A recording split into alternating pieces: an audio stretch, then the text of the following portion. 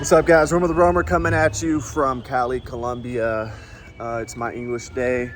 I'm gonna take a walk around the block real quick and I'm gonna tell you guys kind of how it's going here, why I moved here. I didn't move here permanently. I'm here till October.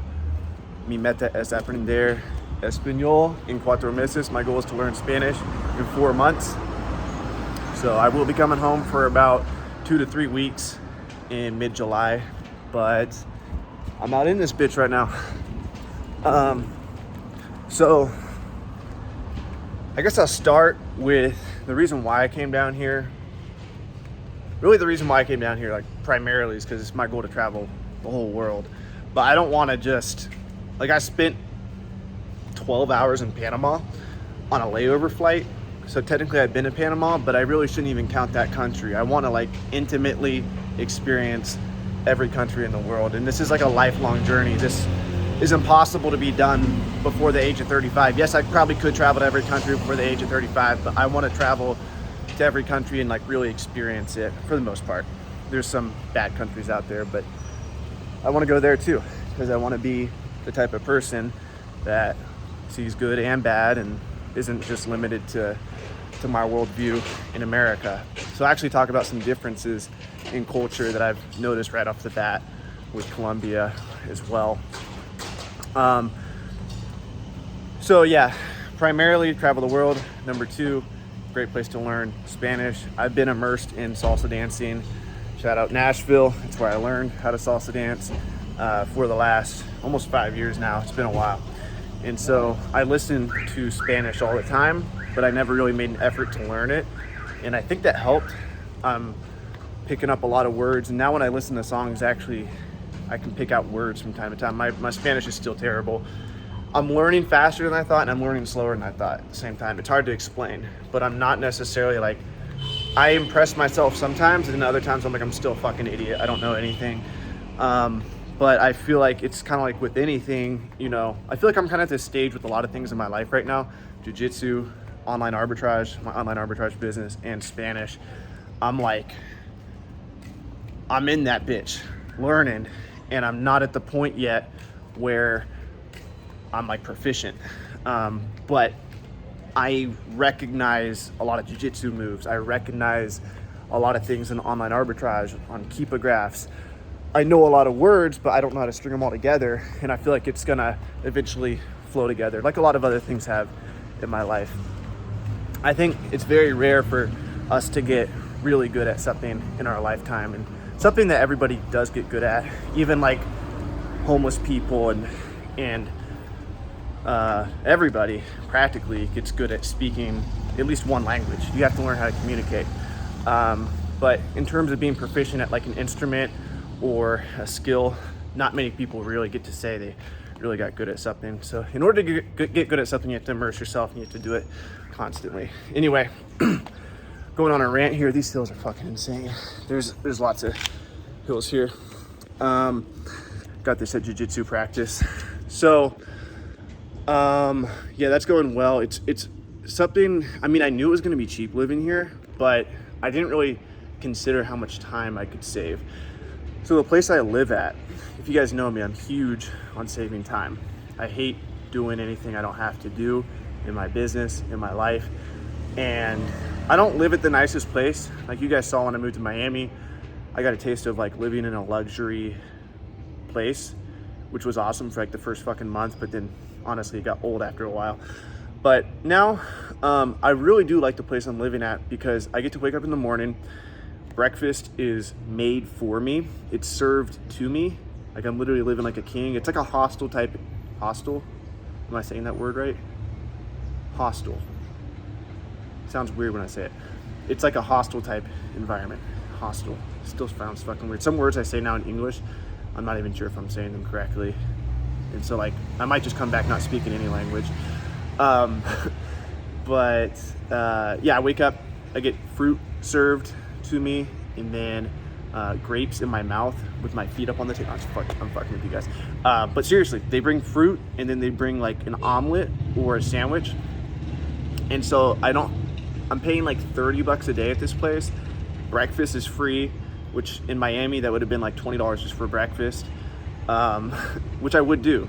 In Miami, I would go work at a coffee shop and I would get breakfast sometimes. It would come out to like 20, 25 bucks. Fucking ridiculous.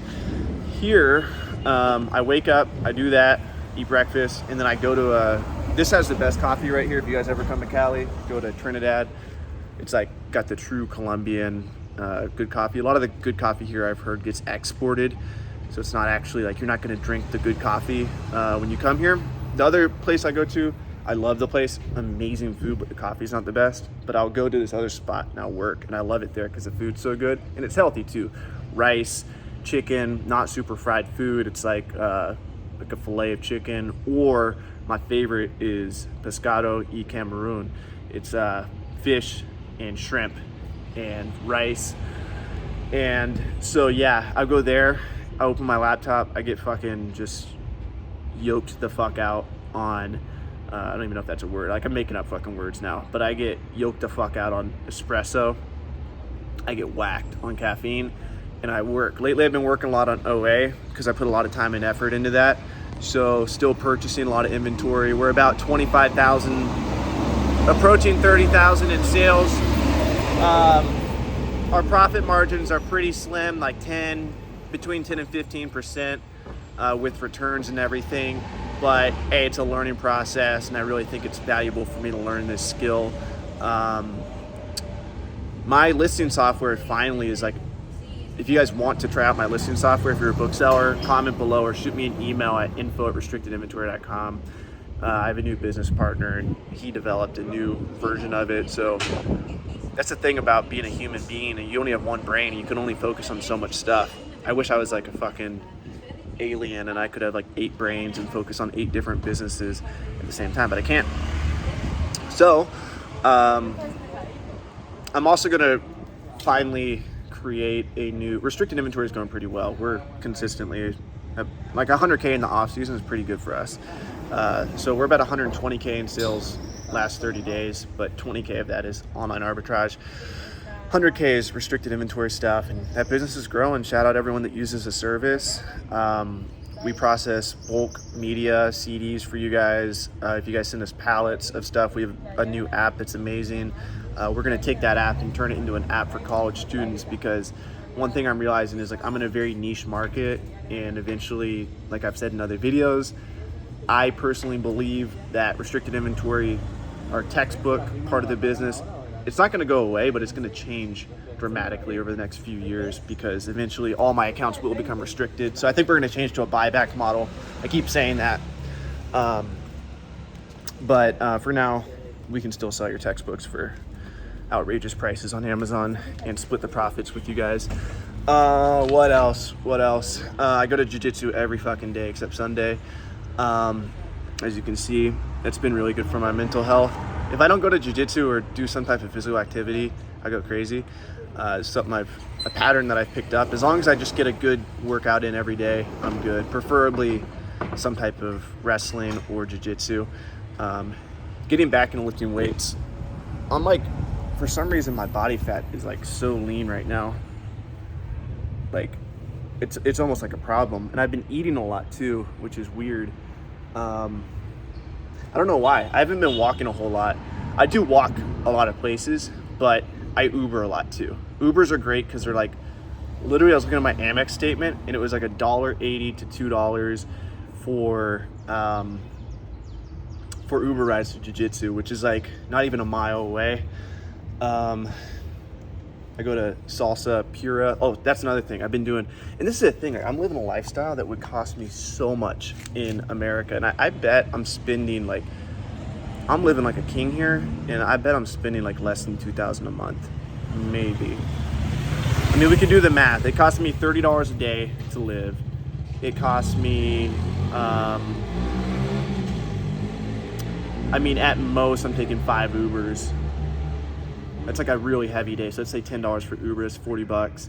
Each meal does come out to about $10 because I'm eating at like nice restaurants, getting good food with water. I used to drink beer, but I stopped drinking recently, just temporarily, just to stay focused. I'm like Drake, I'm off to Hennessy. You know what I'm saying? Anyway, I don't know what the fuck I'm on. too much caffeine. But you know that song where he's talking about the Hennessy and he's like off it and he's like all excited. Like, I feel like I'm on my grind now. I should be off like the alcohol for a while. I actually really like going out dancing, not being drunk, because when I dance and I have alcohol in my system, I feel like I'm dancing good, but I'm sloppy with the girl. I need to be able to feel her and lead her well. And so being able to be sober all night has been a plus. Okay, yeah, back to so we're at $40 with the food. What else do I buy? No, $40 with the Uber. With the food, let's say I have 3 meals a day. That does bring me up to $70, so it's not extremely cheap. Okay, $70 a day is what I was paying when I first moved to Miami, right? Because I was paying $2,000 for my place to stay, which came out to $2,100 total. About. So just with food, Ubers, transportation, and place to stay, I'm living the same expense just for rent in Miami 2020, which really, I was actually really paying like $110 a day, because I was paying for 2 apartments when I first moved in with Steve in Miami. So I'm actually in the profit, and that's not even counting food or anything like that. Like, I bet I was spending like on average like $150 a day. Maybe not that much, because actually we didn't eat that much food. We didn't go out to eat that much. Trying to think what other expenses I have. I mean, I buy stuff occasionally. I bought some drums the other day, but I really think like $70 base a day. And that's like if I hit my goal of 4 meals a day, which a lot of times I only hit 3. So I'm saving money in that sense. Yeah, let's take a walk. It's about to storm here. It does, when it rains, it pours here, which it's about to. Super chill. For me, it's been safe. When I first got here, I was super sketched out about, I actually moved to a different area. First I came to Granada, which is supposed to be the safest area, but now I live like walking distance from jiu-jitsu, which I still choose to Uber to, just because it's a little bit too far. I walk some days, and salsa class. Salsa class is like literally 5 minutes from my place.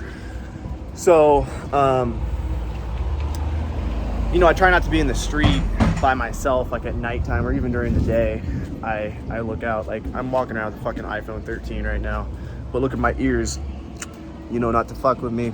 They know down here, if you got ears like this, not just kidding, they don't know. In Brazil, I've heard if you have ears like this in Brazil, like cauliflower ear from wrestling, I heard they will buy you drinks.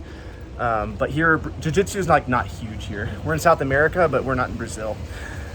Brazil's a completely different culture. They speak Portuguese. So if this whole Spanish thing goes well and I learn Spanish fluently, which I will learn Spanish, my goal is to learn it in 4 months, but if it takes 8, who gives a fuck? You know, that's just another reason to be down here. What was I saying? Yeah, the safety, overall, like I do feel safe, but just don't be an idiot, you know? Like, don't look lost.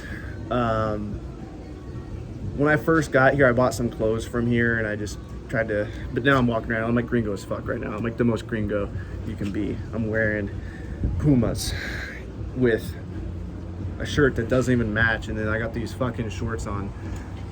So I'm gringo as hell right now, but I feel like I know the game enough to be safe. I mean, at the end of the day, I could still get robbed. If you guys ever get robbed, just give your shit away. Don't try and fight, especially in a third world country. Like, you're gonna die. So if somebody came up to me right now and was like, hey bitch, you little YouTube fuck, give me your phone, I would give him my phone. And I would, you know, it's not worth dying over. What else? I was really scared about the dating apps at first here, because I've heard there's a drug called scopolamine, which the girls will give you, and it makes you lose your willpower, and people take advantage of you. You guys can go look up YouTube videos, type in like Colombia scopolamine, and there's some pretty crazy videos on there, like people with like black the fuck out eyes, they got their ass beat. I've heard stories about people getting their organs taken out. So yeah, I was really freaked out when I first came down here because I was watching all those videos. But now that I'm here, I realize it's just like it's like New York City, it's just like Nashville, like there's dangerous areas. Stay on your toes, watch out. Especially being like, what's it called? Not an extraño, but a tourist. No matter what clothes I wear, they're always gonna know I'm a tourist. Unless I get my accent down 100%. They're still gonna fucking know, look at me. I'm white as fuck. Street smarts, guys, just don't be an idiot if you guys decide to come here. Really saving money's been huge. What else? What else? I'm trying to get out of this wind so you guys can hear me. Yeah, life's good. I got a gym membership for 17 bucks. I can go lift weights, 17 bucks a month. I did go hike a mountain that was ridiculous. It was called Pico del Oro. And, you know, I was like, oh, this is a beautiful view. You know, I looked at the pictures online. No, that bitch was, I mean, it was beautiful, don't get me wrong, but that was hard as fuck to climb. It was 7 hours around, probably took us 8 hours total. And, man, I don't know if it was 3 or 4 miles on the way up, but it was like straight the fuck up. Pico del Oro. What else? I feel like I'm missing like some things to tell you guys. There's been a lot going on. I've been kind of scatterbrained in my business. Like I've been focusing on one thing, then the next, and the next. Because I got a lot going on. But overall, things are moving. Things are going well. And yeah, Spanish has been. My team's messaging me in Spanish all the time. So even a lot of my friends do as well. If I talk with them often, I'll have them message me in Spanish. Shout out friends, family. Holy shit, there's a fucking cat on the roof over there. That's another thing, like the roofs here all touch each other. Like I feel like it'd be pretty easy to sneak into someone's house. South Africa, I went up to South Africa, they had electric, what do they call it? Like electric, not fences, but wires over everything. Here there's not as much security. You can see some barbed wire there, but I think that's it, guys. Just touching base with you on my English day. If you guys don't already, follow me on Instagram. I have a new Instagram account for Spanish. If you guys care to watch, I mean, you guys might not understand what I'm saying, but it's the same content that I post. I post Amazon content. You guys will see me shirtless, like whatever, you know, the same shit. Romero, El Romer. So it's like Romer the Romer, except Romer, O, Romer. So Romer, O, El Romer. Yeah, that's it, guys. Much love. Touch base with you soon. Peace out.